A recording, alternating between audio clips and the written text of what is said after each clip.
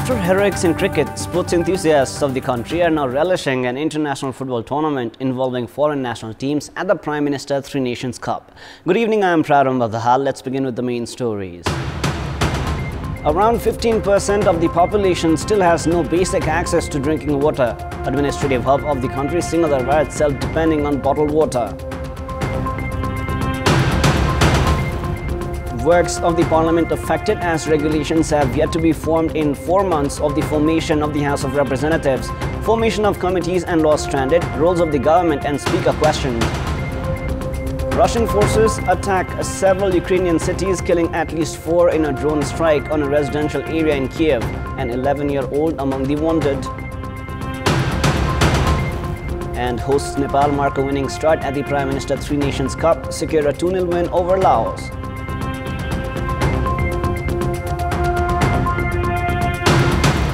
Today was the World Water Day. Under the Sustainable Development Goals, the government is to ensure access to pure drinking water to the 99% of consumers in the next 7 years. However, 15% population of the country still does not have basic access to drinking water. Local residents have been compelled to migrate because of no access to drinking water in many places of the country. Local residents of Telia and Kurel in Dhankuta vacated the village in the span of a decade. While many left the village for better opportunities elsewhere, many were compelled to migrate because of problems related to drinking water. Local residents of Pati village of Morang and hilly region of Dara Bazar in Dhankuta have to store water in plastic bottles and other utensils for winter. Shortage of drinking water is a familiar problem also for the Dalit community of Melung in Dolakha. The government project, which aimed to ensure access to drinking water to every household, has failed to materialize. Water shortage is also a problem in Okhare, Batase, Hakpara, Hamarjung, Fedap, among other places of Terathum. Local residents of Mamling, Tirtire and Akibui of Sangkwasava also do not have access to drinking water. These are just a few representative cases of local residents of different districts facing problems related to drinking water. Based on the government data, around 15% population of the country does not have basic access to drinking water. It has already been too late for all the 3 tiers of the government to ensure access to pure drinking water, which is a fundamental right of the public. The Constitution of Nepal has provisioned access to pure drinking water for all citizens as a fundamental right. The government, however, has failed to manage drinking water inside the premises of the main administrative center of the country, Singhdarbar itself. The ministers and government officials in Singhdarbar had been relying on bottled waters and jars. The government has begun distribution of water from Melamchi in Singhdarbar with a view to curb the government expenses on such bottled water. There are 22 ministries in the premises of Singhdarbar, including the Office of the Prime Minister and the Council of Ministers. The Office of the Prime Minister and the Council of Ministers had spent 2,130,000 rupees for purchasing drinking water in the previous year. The Office of the Prime Minister consumes drinking water worth 200,000 rupees on a monthly basis. According to the information issued by the Office of the Prime Minister, the Premier, Ministers and government officials consume bottled water branded as Aqua 100, which is considered expensive. Drinking water worth 230,000 rupees has been purchased by Singhdarbar on a monthly basis in the current fiscal year. Likewise, the Ministry of Home Affairs purchases drinking water worth 1 million within the same period. The ministries have been using underground water for toilets, sanitation and gardens. Meanwhile, the Kathmandu Upatyaka Khanepari Limited (KUKL) has begun providing drinking water to the ministries inside Singhdarbar. The Ministry of Drinking Water has conducted quality tests and has said that the water is safe for drinking purpose. The ministry is hoping to reduce the expenses of other government offices following the access to the drinking water. 4 water taps are to be installed inside Singhdarbar for service seekers. Likewise, taps will be set up outside the Office of the Prime Minister and the Council of Ministers, Ministry of Home Affairs, Ministry of Drinking Water and the Ministry of Federal Affairs. The ministry has made preparations to install such drinking water taps at various public places of the Kathmandu Valley as well. The Ministry of Drinking Water itself had been purchasing jars of water and bottled water. The ministry, that has around 70 officials, spends nearly 30,000 rupees a month for drinking water. The use of Melamchi drinking water in Singhdarbar premises will reduce the government expenditure by a huge amount, as there are many offices in the country's administrative hub. In our Public Voice segment, we have asked regarding public's access to drinking water. Let us now take a look at what they had to say. Public Voice. हाम्रो क्षेत्रमा चाहिँ हालसम्म पानी राम्रो छ, शुद्ध छ। पहिलाको हिसाबमा अलिकति सहजै छ। अलि एउटा चाहिँ राम्रो गुणस्तरीय बनाउन जरुरी छ। पानी सधैँ आउँछ, सफा पानी आउँदैन, हिलो आउँछ। कार जम्मै कार आउँछ त त्यो मिटर तिर्नु पखालिकन त कामै छैन। पानी एकदम अब वैशाख जेठबाट उता त धमिलो लेतो आउँछ। अब बर्खा लाग्यो भने हाम्रो यो खाना लागेको पानी आउन्न। हाम्रोमा खानेपानीको व्यवस्था राम्रै छ। शुद्ध खानेपानी चाहिँ छैन। पहिला पानीको दुःख थियो, अहिले पानी घर घरमा छ। पानीको अवस्था त यहाँ ठिकै छ। अहिलेसम्म धाराहरू त बनिसके तर अहिलेसम्म खानेपानीहरू आएन। हाम्रो त एक घर एक धारा छ, सफा पानी पिउने पानी छ। धारा हाम्रो बिग्रियो फुट्यो पानी आएन भनेपछि हामीले ढोकामा बोकेर ल्याउनु पर्छ।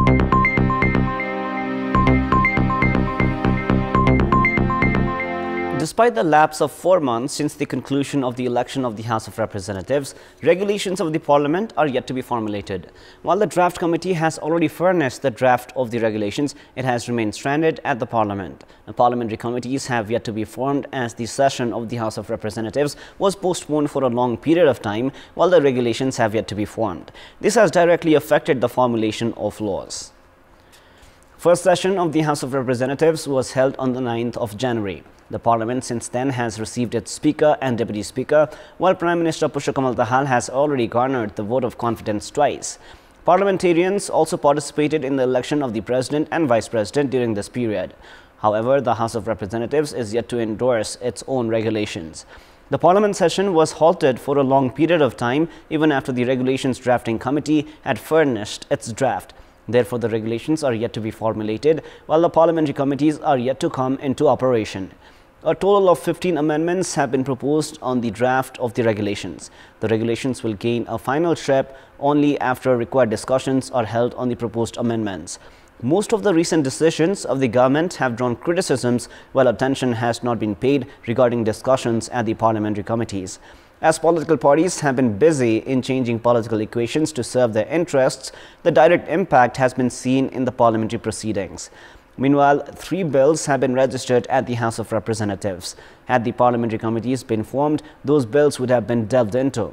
The main opposition has been alleging the government of trying to avoid proceedings as significant bills related to transitional justice and Constitutional Council have not been sent to the parliamentary committees. As the government is about to introduce the budget for the upcoming fiscal year on the 15th of Jait as per the Nepali calendar, the ongoing session of the parliament is not likely to operate longer. Even in such a situation, the Speaker of the House of Representatives does not seem to have paid adequate attention in this regard. Prime Minister Pushpakamal Dahal has said that movements of social awareness and transformation for putting an end to discrimination against the Dalit community had to continue. Responding to questions raised at today's session of the National Assembly, Prime Minister Pushpakamal Dahal expressed commitment for implementation of existing laws and formulation of required regulations to ensure an end to discrimination in the country. Prime Minister Dahal also added that transformation was necessary also in the perspectives of bureaucracy, security mechanism and political leadership to end discrimination against Dalit communities and women.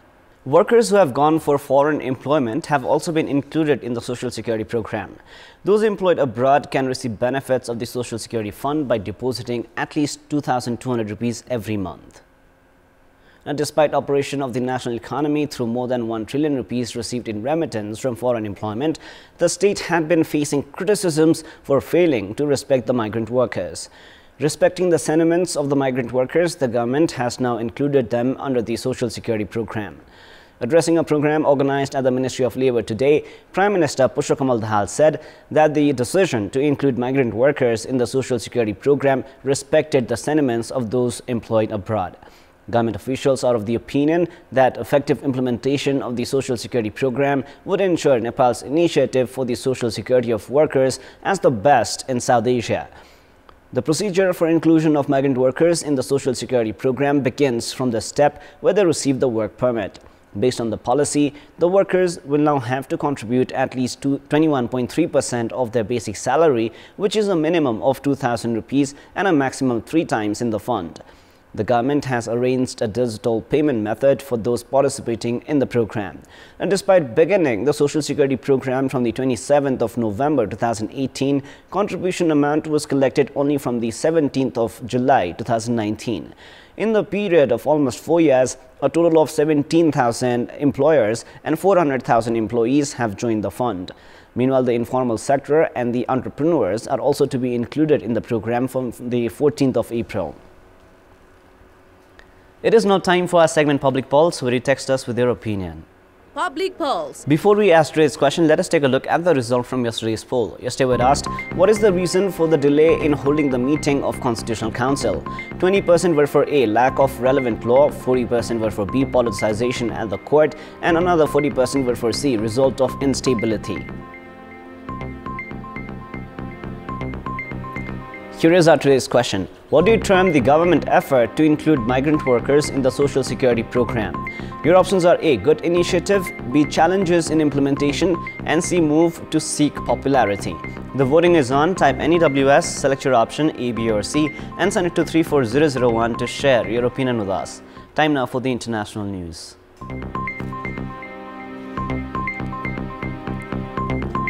Russian forces have attacked several Ukrainian cities, killing at least 4 people in a drone strike on a residential area of Kiev region. An 11-year-old was among the wounded, rescue services have said. Russian missiles also hit residential buildings in the Ukrainian city of Zaporizhzhia, injuring 18 people, including 2 children, Ukrainian President Volodymyr Zelensky has said. Separately, officials in Russian-annexed Crimea said a Ukrainian drone attack on their fleet were repulsed. Ukrainian President Zelensky said Russia had launched more than 20 killer drones as well as missiles and shells.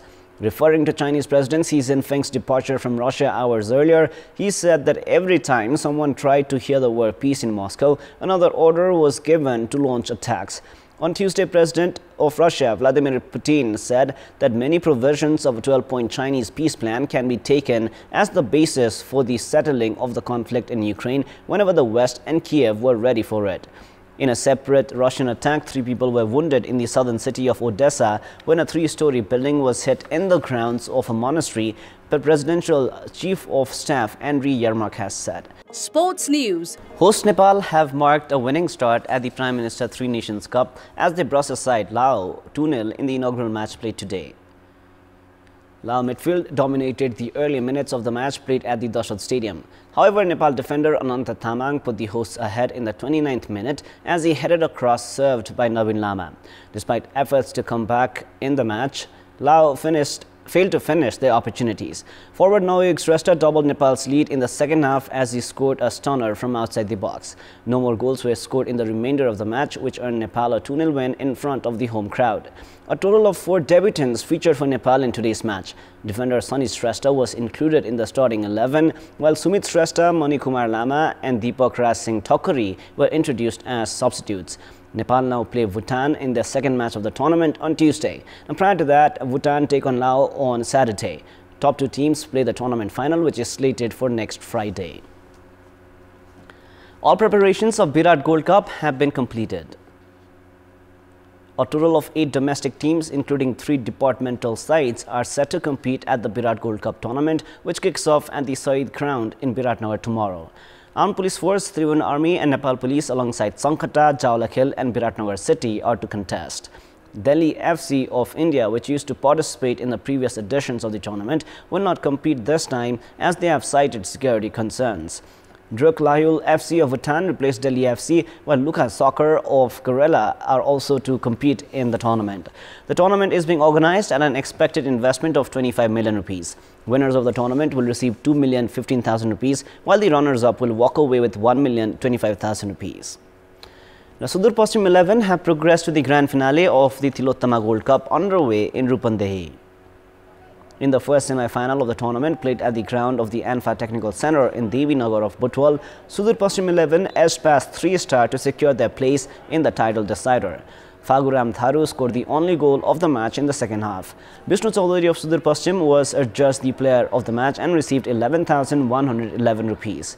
In the second semi-final of the tournament, Manang Morshangdi Club take on Friends Club tomorrow. The tournament final is slated for Saturday. Up next is the weather update.